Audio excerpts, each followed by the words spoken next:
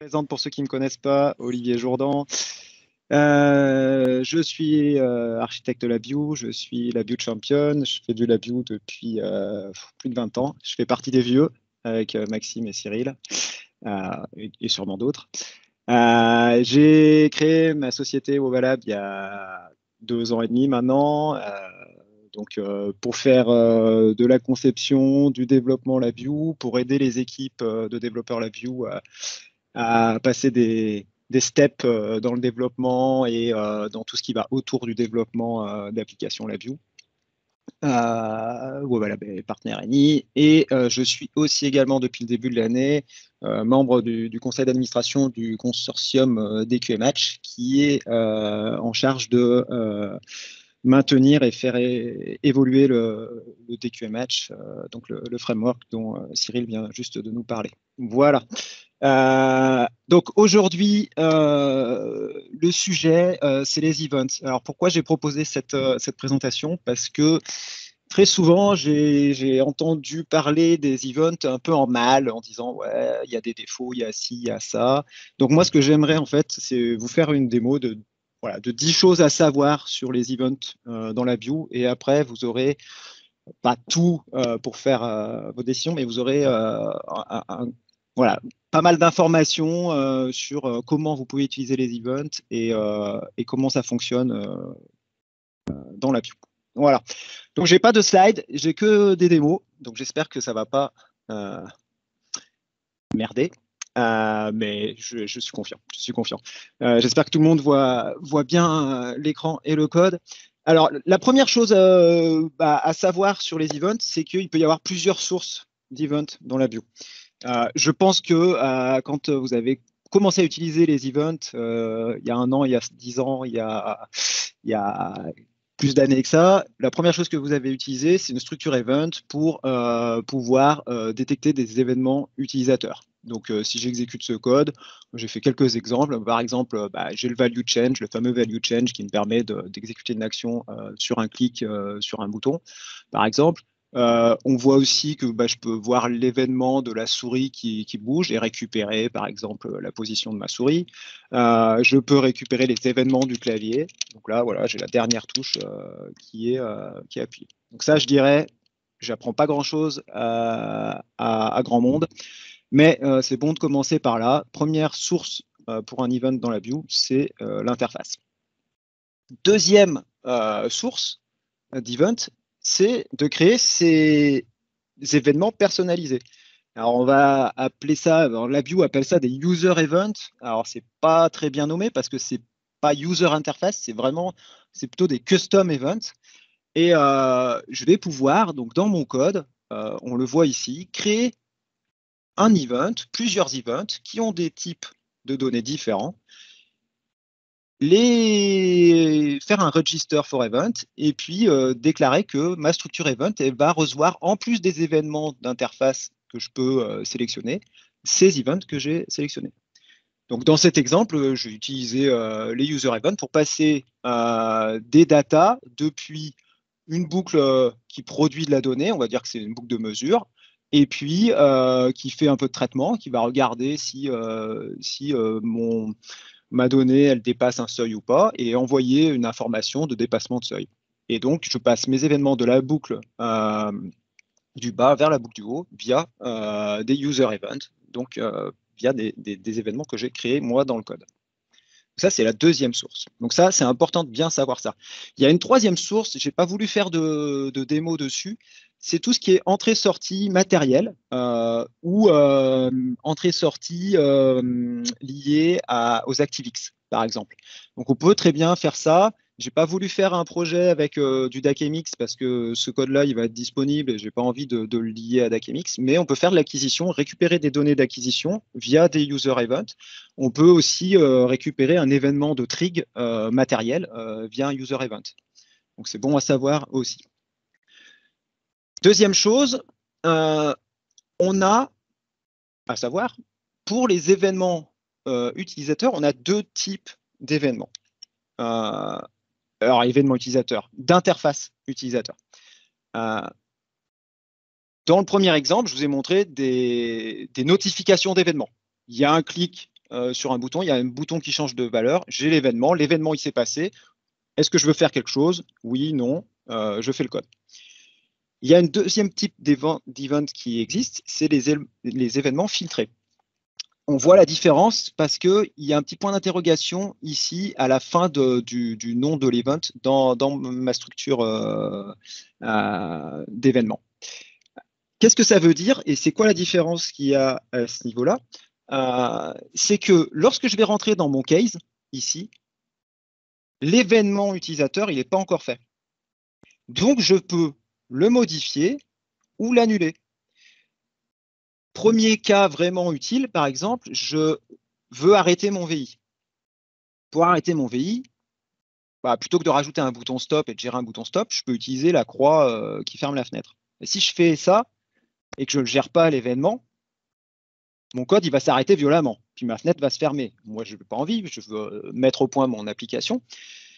Avec un event filtré, je vais pouvoir dire, OK, il y a eu l'utilisateur qui a cliqué sur panel close, donc il y a cet événement panel close, mais moi, je vais dire, je l'annule. Ça me permet, dans un code qui a, par exemple, accès à du matériel, de faire proprement l'arrêt de mon matériel, de la communication avec mon matériel, et d'arrêter le VI, sans faire l'équivalent d'un abort. Si vous ne mettez pas ce code-là et que vous cliquez sur la fenêtre, c'est pareil, c'est abort, je ne gère rien du tout. Donc ça, c'est un des usages vraiment classiques qu'on a des événements filtrés. Mais par exemple, on peut aussi jouer sur d'autres événements. Et j'ai pris comme exemple les entrées clavier. Donc j'ai une entrée, j'ai un contrôle de chaîne qui me permet de faire des entrées. Alors c'est tout bête, je tape sur mon clavier, ça écrit. Maintenant, je peux faire un discard. Donc là, je vais activer le discard. Je vais appuyer sur mon clavier et vous voyez en bas dans l'indicateur, j'ai bien la touche que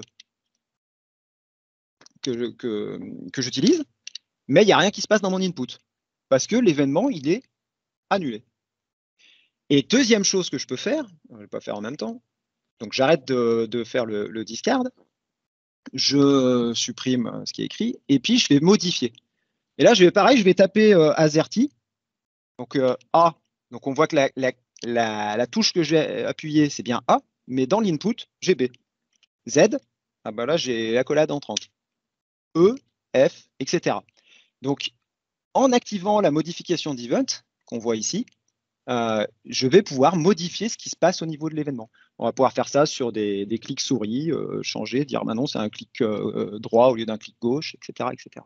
Donc ça permet de faire des interfaces, d'ajouter des fonctionnalités des interfaces, des fois assez vérifier une saisie avant de la valider, ce genre de choses. Donc voilà, événements filtrés, c'est important de bien comprendre le principe de ces événements-là.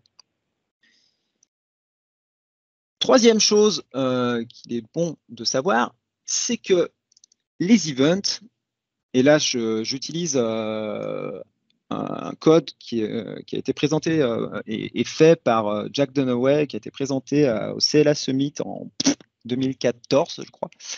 Il avait fait toute une présentation sur les events aussi, alors voilà, sous un angle différent, mais il y avait cette présentation qui montrait que en fait les events, c'est vraiment, ça vient avec une API, c'est vraiment quelque chose qui va nous permettre, et là je ne parle pas des événements d'interface, mais vraiment des événements, des user events, des custom events que je vais pouvoir créer dans le code. Ça va vraiment me permettre de mettre en place des mécanismes de partage de données au sein de mon code. Et il y a toute une syntaxe et plein de choses à voir. Alors, je vais aller assez vite sur ce VI, mais c'est vraiment le résumé. S'il y a un truc à retenir, il y a à peu près tout là-dedans. On voit qu'il y a la création des events, il y a la génération, la destruction de l'event, et voilà comment je vais pouvoir récupérer ces events avec une structure event. On a toute une palette qui existe dans la view, donc qui se situe dans dialogue and user interface et event ici où vous allez retrouver la palette. Et avec ça, on peut mettre en place voilà, pas mal de choses. Une chose qui est bien de retenir, c'est que voilà, quand je crée un user event, je génère et je le détruis, c'est la partie publisher, on va dire. Là, je vais créer une queue d'événements. Et là, je vais lier finalement ce qu'on peut appeler une boîte aux lettres dans laquelle on va mettre des événements. Et là, je vais dire qui va venir dépiler les lettres qui arrivent dans ma boîte aux lettres. Il y a un certain nombre aussi de choses qui peuvent se faire. On a vu que les événements d'interface, c'était l'abonnement se faisait de manière statique. Hein. Je vais choisir pendant le développement quel événement je veux traiter. Je peux aussi avoir quelque chose de dynamique, on y reviendra. Et puis, je peux aussi, ça c'est bon à savoir, quand j'utilise les user events, je peux organiser mes user events à l'aide de bundles et de clusters. Et là, typiquement, par exemple, ce que j'ai fait, c'est que j'ai créé 2 user events et j'ai fait un bundle. Et ça va me permettre d'organiser et de me retrouver un peu plus facilement dans ma gestion des événements quand je vais coder. Parce que ici, on voit que mon cluster qui s'appelle Other Dynamic Events, je le retrouve ici en sous-catégorie de la catégorie Dynamic. Donc ça peut être super intéressant pour classer les événements. Et dernière chose, mais c'est vraiment pas le propos de ma présentation, il y a une petite comparaison entre les queues et les user events. Voilà, je ne vais pas m'étendre là-dessus, ça peut être intéressant, on pourra en discuter, mais on pourrait faire 1 heure sur la comparaison entre event et queue. C'est pas le propos, on pourra en discuter après si vous voulez, si ça intéresse certains. 4e chose, la mémoire.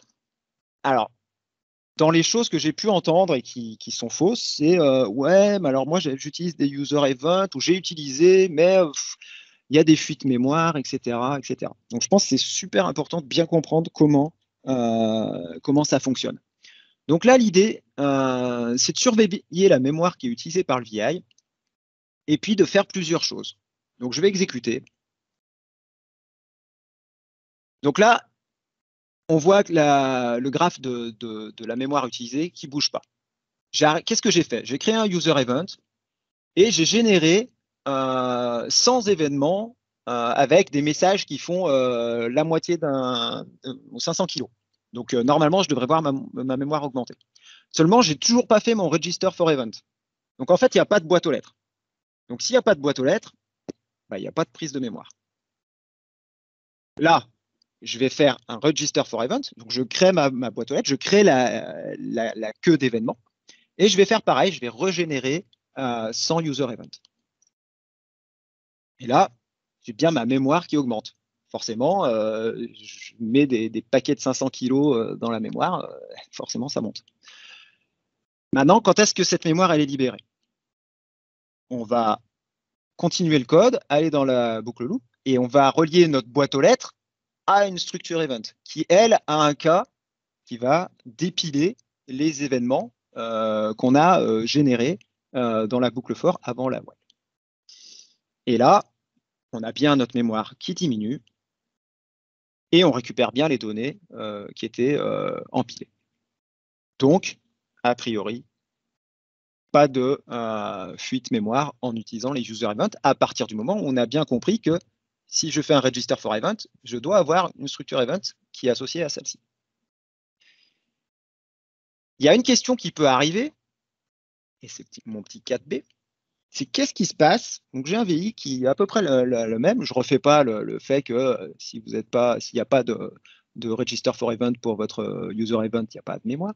Mais qu'est-ce qui se passe si ma structure événement, elle n'a pas le cas qui traite l'événement qui est généré? Et là, il faut se dire, bah ouais, mais je ne traite pas, je ne dépile pas.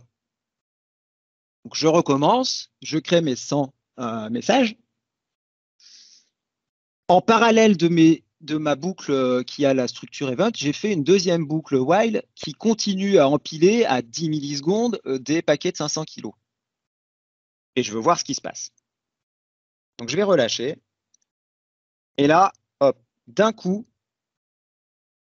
tous mes messages qui avaient pris de la mémoire, à partir du moment où la structure event reçoit la référence de l'event registration, elle se rend compte que les événements ne sont pas gérés, donc elle les enlève de la queue. Et je peux continuer à empiler des messages. J'aurai rien au niveau de la mémoire, pas de fuite mémoire. Le corollaire à ça, c'est que si vous faites 2 register for event, donc vous créez finalement 2 boîtes aux lettres, donc 2 queues d'événements, ben, vous doublez la mémoire. Forcément, il y a une duplication des messages. Mais à partir du moment où vous les traitez, normalement, il n'y a pas de raison que ça prenne plus de place. Donc, il n'y a pas plus de risque de fuite de mémoire que l'utilisation d'autres systèmes tels que les files d'attente. Si votre file d'attente, vous ne traitez pas les éléments qui sont dans votre file d'attente, bah, vous allez avoir une fuite de mémoire. 5e point. Est-ce que je peux mettre plusieurs structures événements dans un même VI? Oui, sans aucun problème. Par contre, attention, il faut faire les choses correctement. Une structure événement égale un register for event. À chaque fois, j'ai une boîte aux lettres et j'ai une personne qui vient dépiler dans la boîte aux lettres. Si vous avez une boîte aux lettres et que vous avez plusieurs personnes qui viennent prendre dans la boîte aux lettres, bah forcément, il y en a qui vont louper des lettres. Donc, ce qui est vraiment interdit, c'est de faire ça. C'est de faire un fork du fil de la référence qui sort du register for event et de l'envoyer sur 2 structures event. D'accord? Donc, vous pouvez utiliser plusieurs structures event sans aucun problème dans un même VI. 2e point qui est important. Olivier, oui. Pour information, tu avais passé un petit peu la moitié du temps de présentation. Bah, je suis au 5B. Un point qui est important, plusieurs structures event, oui, mais pas dans la même boucle while. Parce que ça ne va pas bien se passer parce que, par exemple, ici, j'ai fait tout simplement panel close et un autre événement. Si je fais panel close ici, OK, là, l'événement panel close, il a été vu. Par contre, je suis toujours bloqué dans la 2e boucle. Donc, il faut que je fasse l'événement qui est géré, au moins un événement géré par la 2e pour sortir de ma boucle while. Voilà. Donc, forcément, 2 structures event dans une boucle while, voilà. Je ne suis pas sûr qu'il y ait des cas d'usage où ça marche. On va dire que ça, c'est interdit. 6e chose à savoir, comment fonctionne le cas timeout et qu'est-ce que je peux en tirer. Donc, le cas timeout, c'est le cas que vous avez par défaut quand vous posez une structure event dans votre diagramme. Par contre, il faut bien comprendre comment il fonctionne. Donc, si j'exécute ce code, qu'est-ce que je fais? À chaque fois que je vais dans la boucle, dans le cas timeout, je fais un incrément de 1 et je regarde, OK, bah voilà, toutes les 500 millisecondes, c'est ce que j'ai défini au niveau de mon terminal du timeout, toutes les 500 millisecondes, j'incrémente. Maintenant, j'ai un autre événement. À partir du moment où il va y avoir un autre événement qui se passe, je vais resetter mon timeout. Donc, si j'ai des événements, alors en plus, bah, j'ai mis un slider volontairement parce qu'un slider, ça génère énormément d'événements. Bah, dès que je génère des événements, bah, mon timeout, il va plus s'exécuter. Voilà. Donc, si j'en exécute un de temps en temps, bah, ça ne va pas trop se voir, mais si j'exécute tout le temps, ça ne va pas. Donc, vraiment important, le timeout, c'est le cas timeout, c'est quand il n'y a pas eu d'événement géré par la structure event pendant la durée du timeout. Donc ça, c'est vraiment important à comprendre.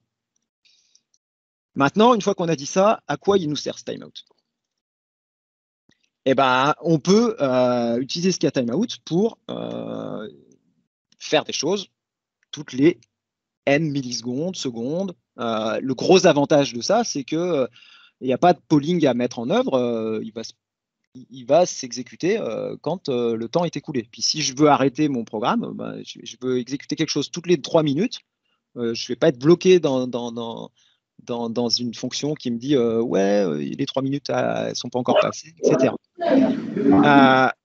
Donc, ce qui peut être super intéressant, c'est d'utiliser une structure événement pour faire, je sais pas moi, une lecture sur un appareil toutes les n millisecondes. Donc, c'est ce que j'ai fait ici. J'ai mis en place un cas timeout, je fais une lecture, un random, et puis voilà.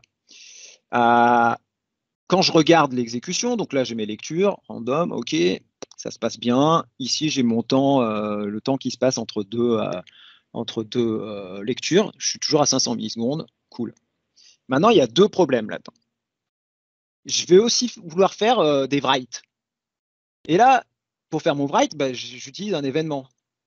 Et on a dit tout à l'heure que ça resetait notre timeout. Donc je ne maintiens pas ma période d'acquisition. Et deuxième point qui est important, qu'est-ce qui se passe? Un read, mettons que ça soit un read sur un appareil série en mode bus, ça va prendre du temps, forcément. Donc là, je vais artificiellement rajouter du délai dans ma lecture. Je rajoute 200 millisecondes. Et qu'est-ce qu'on voit sur ma période d'acquisition? Bah, c'est 200 millisecondes. Pourquoi?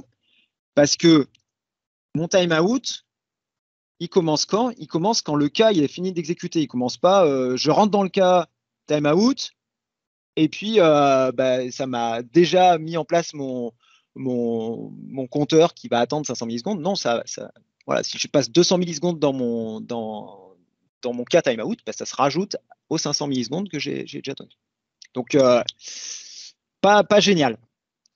Alors, pas génial, mais il y a des solutions. Comment on corrige ça? Et qui ne sont pas complexes à mettre en œuvre.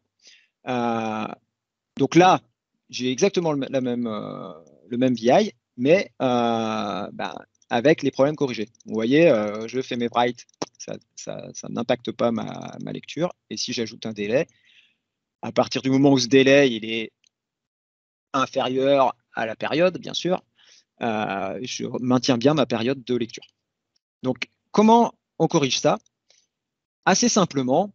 Donc, le premier cas, le temps de lecture. Je vais récupérer le temps à partir duquel le cas timeout s'est exécuté. Je vais calculer combien de temps ma fonction a mis pour s'exécuter. Et tout simplement, je vais la retrancher aux 500 millisecondes. Donc voilà, hein, ça c'est aléatoire. Hein, et à chaque fois, je vais la retrancher et la remettre ici, dans le nouveau timeout. Et comme ça, je maintiens ma période. Pour le cas du write, donc de l'événement qui va venir resetter mon compteur de timeout, eh ben, on a à peu près le même mécanisme. Il faut retrancher le temps. Mais là, on va dire, OK, là, j'ai le temps, en millisecondes au moment duquel le timeout s'est exécuté. J'ai le temps actuel, ok, donc j'ai eu ma lecture qui s'est passée. 300 millisecondes après, l'utilisateur il a cliqué sur read. Je retranche ces 300 millisecondes et je mets à jour ma valeur. Donc voilà, on peut utiliser le timeout pour vraiment faire quelque chose qui va faire une action répétitive sans devoir. Alors voilà, c'est une méthode. Il faut bien penser à ces deux petits écueils qui peuvent arriver. Le temps passé dans le cas timeout en lui-même et les événements qui viennent potentiellement resetter le timeout. Mais voilà, ça se corrige. 7e point. Olivier, pour info, on approche de l'heure de fin. Oups, purée. J'ai pris du retard. Septième chose à savoir. Restez jusqu'à la fin, les derniers, c'est les meilleurs. Est-ce que les événements sont performants? Je ne vais pas faire des comparatifs avec d'autres moyens de communication dans la view. Je vais juste exécuter cet exemple qu'avait fait Jack Donoway aussi lors de sa présentation et qui est assez parlant. Donc, je l'exécute et en gros, qu'est-ce qui se passe? Je vais… en fait, on fait quoi? On crée deux user events. Un qui va envoyer une data qui est juste un scalaire, qui est la couleur de fond des images, et l'autre qui envoie les images à ces deux boucles consommatrices de ces infos. Donc, il y a une image qui est gérée par le handler 1, une image qui est gérée par le handler 2. Et avec ce mécanisme-là, on arrive à maintenir, alors moi, sur ma machine, faut prendre ça avec toutes les pincettes d'usage. Là, je suis sur une machine qui est cadencée à 2 GHz, c'est pas très puissant. Mais on tient du 35 mégabytes par seconde et on envoie plus de 5500 événements par seconde. Donc, on a déjà de quoi faire avec des user events. Et avec un gros avantage ici, c'est qu'avec un envoi d'une image, je peux envoyer je peux broadcaster cette information à plusieurs personnes. 8e, je peux, et on l'a vu rapidement dans l'API, je peux abonner des événements d'interface utilisateur dynamiquement. À quoi ça peut servir? Je vais vous faire la petite démo, j'exécute, et là, en fait, la démo, elle fait quoi? Elle me permet de déplacer des contrôles ici, dans l'interface. J'arrête, je duplique ces contrôles, je réexécute, je déplace, je déplace, je déplace. Je n'ai pas touché au code, mais comme je fais un abonnement dynamique de ces événements d'interface utilisateur, ben, je peux avoir un code vraiment générique et qui va s'adapter à beaucoup de choses. Donc, si on regarde un peu le code, comment ça se passe? Donc, je réutilise le register for event qu'on utilise pour les événements custom, pour les user events, et je viens mettre les références des objets, des contrôles que je veux gérer au niveau de ma structure event. Et je vais dire, OK, moi, je veux gérer le most down sur les contrôles de type booléen, de tout type chaîne. Et je vais faire le most move sur le pane. Et quand il y a un événement qui arrive, je peux faire, et ça, c'est pas forcément connu, je peux reprendre le register for event et le modifier. C'est-à-dire que quand je vais détecter un mouse down sur une string, je vais dire, OK, maintenant tu vas surveiller le mouse move et le mouse up sur le front panel.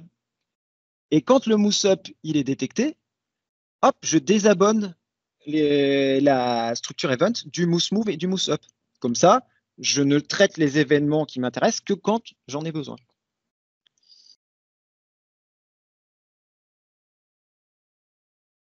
Avant-dernière chose à connaître. On a parlé de queue d'événements qui étaient créés. Comment je peux la monitorer?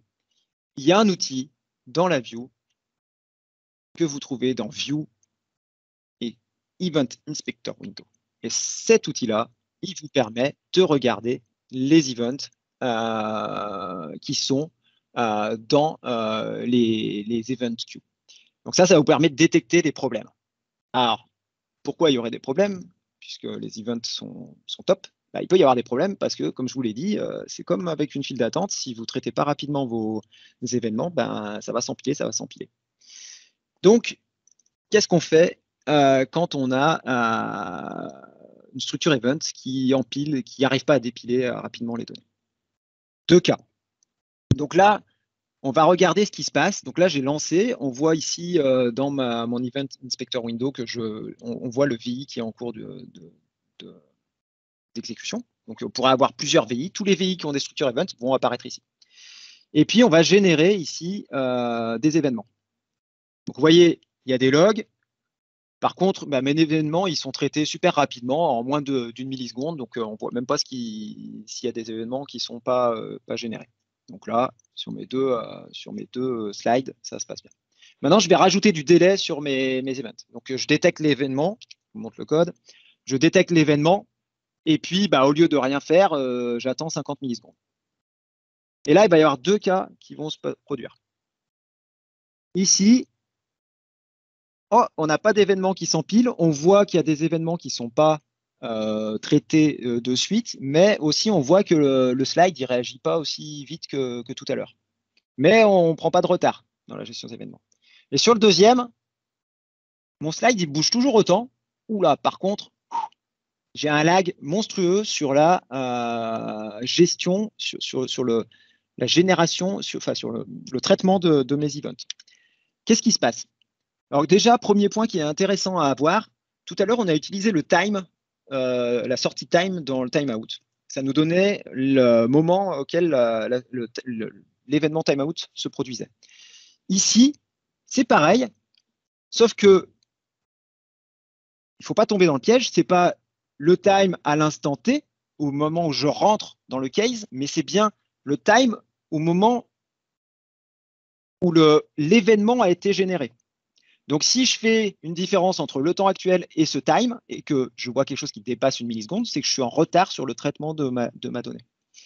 Et pourquoi, pour un slide, j'ai le slide qui lag, mais je ne prends pas de retard, et sur l'autre, c'est l'inverse? Tout simplement parce qu'il y a une option dans les événements. Vous avez ici un lock panel. Donc, par défaut, vous êtes dans cette situation-là. Quand vous créez quand vous ajoutez un case sur un événement d'interface utilisateur, vous allez avoir cette case qui est cochée. Donc, ça va vous éviter d'empiler des événements que vous ne pouvez pas traiter. Et puis, vous pouvez vouloir traiter tous les événements, auquel cas, vous décochez cette case pour pouvoir tout traiter, au risque de prendre du retard. Dernière chose à savoir, toujours, c'est sur la même chose, qu'est-ce qui se passe quand c'est des événements utilisateurs? Parce que quand c'est des événements utilisateurs, OK, si je regarde ici, je n'ai pas l'option. Donc, je suis obligé de tout traiter. Enfin, je suis obligé de tout traiter. En tout cas, je n'ai pas d'option simple de case à cocher pour éviter d'avoir du retard. Donc, si j'exécute, donc là, pareil, je génère, donc on est sur le même code que sur un des toutes premières démos. J'ai une boucle en bas qui génère un sinus, je le récupère en haut. Bon, OK, ça se passe bien. Je vais rajouter maintenant du délai. Donc là, on a bien tout. Par contre, si je regarde ici mon Event Inspector, oh là là, je ne gère plus rien. Si j'enlève le délai, hop, voilà, très très rapide, je dépile tous mes événements. Mais si on se retrouve dans un cas où on fait de l'acquisition et on n'arrive pas à gérer là, là par exemple, si je veux arrêter, hop, j'attends, hop, c'est arrivé. Ça a mis 3 secondes et pourtant, j'ai pas attendu beaucoup de temps. Donc, comment je vais gérer ça? Dans l'API des events, on a une fonction qui nous permet de faire un flush des events. Donc là, je vais faire un flush, donc je vais perdre de l'info, forcément, mais je ne vais pas prendre de retard. Ici, voilà, j'ai toujours du délai, mais si j'arrête, ça s'arrête aux 75 millisecondes près de traitement de mon info. Et il y a 2 manières de flusher. Enfin, il y a plusieurs manières. J'en ai mis 2 dans la démo. Soit en flèche. Donc là, ça prenait 1 seconde pour s'arrêter parce que je flush tous les événements qui sont plus anciens que 1 seconde. Ou je peux flusher sur un nombre d'événements. Je ne veux pas plus de 10 événements dans ma queue. S'il y en a 11, je supprime le plus ancien et je gère le truc. Donc voilà, j'ai fini, j'ai complètement débordé, je suis désolé. On est combien? On est 3 maintenant. Si vous avez des questions, voilà. J'espère qu'avec ça, vous aurez une meilleure vue de ce que vous pouvez faire avec les events et quand utiliser les events, quand ne pas les utiliser et comment bien les utiliser. Merci Olivier, t'inquiète pas, 8 minutes, sachant que tu avais déjà commencé avec 3 minutes de retard, ça va. On ne peut pas t'en vouloir. Merci. Il n'y a pas énormément de questions dans le chat, donc je ne sais pas si les gens veulent peut-être en poser maintenant. Il y a Cyril qui a posé une question classico-classique avec les user events. Non, raté, c'est pas celle-là, désolé. Bref, pour gérer je l'ai perdu de vue. Pour gérer un flux de données continu, user event ou FIFO? J'ai pas une réponse oui ou non. La FIFO, si le flux de data continu il est très très important et que tu as besoin de beaucoup de performance, la FIFO, elle reste plus performante que l'event. Si ce flux de données, tu as besoin de le propager à plusieurs personnes, et que ça reste dans des performances acceptables, et on peut aller vite avec les events, avant de devoir utiliser les queues, on est vraiment dans un cas hyper spécifique. Moi, je trouve que les events, c'est génial parce que ça permet vraiment de broadcaster les datas très très simplement avec une API qui est très simple. Et avec le flush, on peut vraiment surveiller des problématiques de traitement des données trop lentes. Donc, moi, a priori, j'irais plutôt avec les events, sauf problème de perf ou vraiment besoin de grosses perfs. D'accord, ok. Une réponse un peu plus nuancée que ce qu'il y avait dans le chat. Je vois pas le chat, je préfère pas le voir. Il y avait une question de Maxime. Comment se comporte l'option qui permet de limiter le nombre d'événements similaires dans la fenêtre de configuration des événements? Ils sont discard une fois que le nombre a atteint le réglage ou? Je pense que c'est exactement. Alors moi, je ne l'ai jamais utilisé, mais je pense que c'est exactement le même fonctionnement que le flush. Donc juste pour. Donc Maxime, tu me confirmes que c'est bien ça, cette fonction-là dont tu parles? Oui, exactement, oui, qui apparaît peut-être dans les alentours de 2015 aussi, je pense. 2013, 2014. 2013, LabVIEW 2013 a été la dernière grosse release de LabVIEW qui a modifié les events et qui a corrigé un certain nombre de bugs et ajouté typiquement le flush et aussi la possibilité de faire un generate event prioritaire, donc qui vient in front de la queue d'événements. Je dirais que ça marche comme le flush que j'ai montré donc dans celui-ci. Ici, tu indiques de garder les 10 plus récents. Donc quand tu arrives au 11e, tu discardes l'ancien. À ma connaissance aussi, c'était plus pour souligner l'existence de cette option que tu n'avais pas évoquée.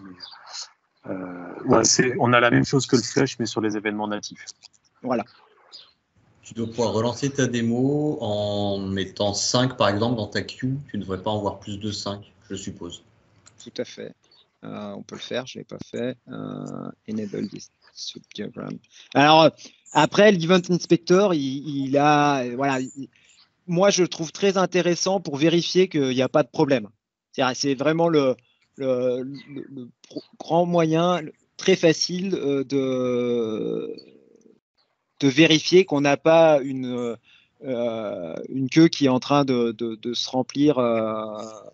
Il faut que je mette le délai, parce que sinon, ça se passe bien. Et il faut que je flush, sinon ça se passe.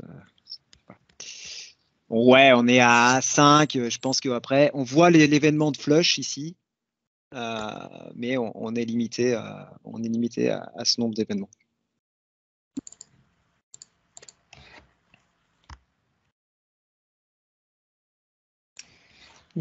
Pour information, il y a Benjamin qui dans le chat donne un lien intéressant, enfin un emplacement sur le disque intéressant avec des VI bas niveau qui permettent de faire des opérations sur les événements.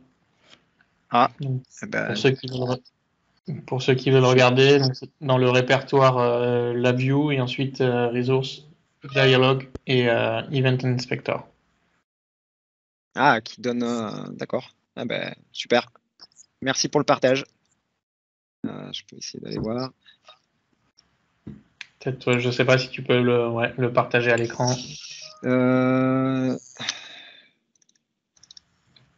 Pour info, la présentation, la démo, il est en LabVIEW 2014. Je la mettrai à disposition pour ceux qui sont intéressés.